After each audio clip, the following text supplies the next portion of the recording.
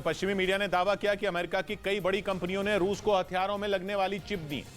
दावा किया गया कि इन कंपनियों ने रूस से सीक्रेट डील की, जबकि यूक्रेन जंग के बाद अमेरिका और रूस के रास्ते अलग हो चुके हैं। मौजूदा हालात में किया गया यह नया दावा सारे समीकरण को उलट-पुलट कर सकता है, क्योंकि बाइडेन की नाक के नीचे से सारा गड़बड़ झाला हुआ और उन्हें खबर भी नहीं लगी। रूस को अमेरिका में बनी चिप मिलने का दावा अमेरिका के ही बिजनेस चैनल ब्लूमबर्ग ने किया, जिसने पूरी दुनिया में हड़कंप मचा दिया है, क्योंकि रूस जिन हथियारों से यूक्रेन में खूनी खेल खेल रहा है उनमें लगी चिप अमेरिका में बनी है। आसान शब्दों में कहें तो यूक्रेन में चल रहे मौत के खेल में अमेरिका का भी हाथ है, क्योंकि रूस के आधुनिक हथियारों में लगने वाली चिप अमेरिकी कंपनियों ने दी, जिसके बाद अमेरिकी प्रशासन पर उंगली उठ गई। इस मामले में यूक्रेन भी गुस्से में नजर आया, क्योंकि उसने खुलकर अमेरिका की उन कंपनियों का नाम लिया जिन पर रूस को चिप सप्लाई करने का आरोप लगा। हालांकि जांच में पता चला कि इन कंपनियों ने रूस से सीधी डील नहीं की थी और दूसरे देशों में बैठे बिचौलियों के जरिए रूस तक चिप पहुंची।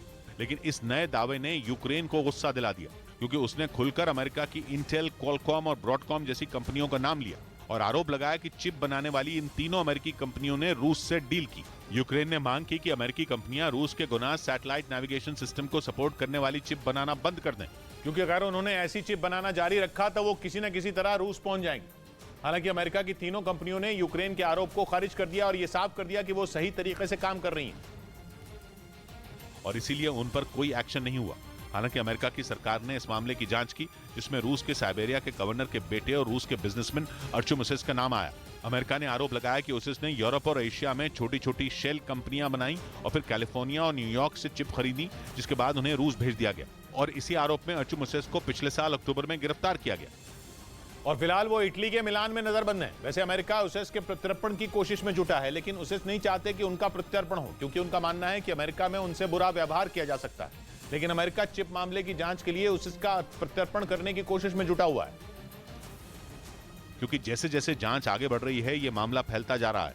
क्योंकि ब्लूमबर्ग ने अपनी रिपोर्ट में दावा किया कि चिप स्मगलिंग के मामले में तुर्की, बेलारूस, कजाकिस्तान, चीन और यूएई ने बड़ी भूमिका निभाई। चीन की कई कंपनियां तो इस डील को सफल बनाने के लिए खुद बिचौलिया बन गई, क्योंकि अमेरिका से तुर्की और चीन की कंपनियों ने चिप खरीदी और फिर उन्हें यूएई भेज दिया और वहां से चिप रूस पहुंच गई, जिससे यह पता चलना मुश्किल हो गया कि चिप आई कहां से और गई कहां। लेकिन अमेरिका ने दावा किया कि उसने इस पूरे मामले के मास्टरमाइंड को ढूंढ लिया है और वो कोई और नहीं बल्कि 40 साल के अर्चुम उसिस हैं। यानी यूक्रेन की बर्बादी का सामान रूस को अमेरिका की कंपनियों ने दिया, जिसमें कई ऐसे देश भी शामिल हुए जो किसी न किसी तरह से रूस का साथ दे रहे हैं।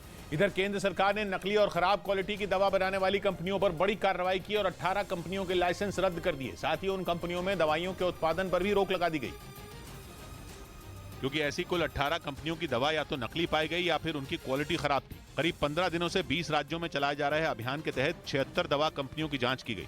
18 कंपनियों का लाइसेंस रद्द करने के साथ ही 26 दवा कंपनियों को कारण बताओ नोटिस भी जारी किया गया।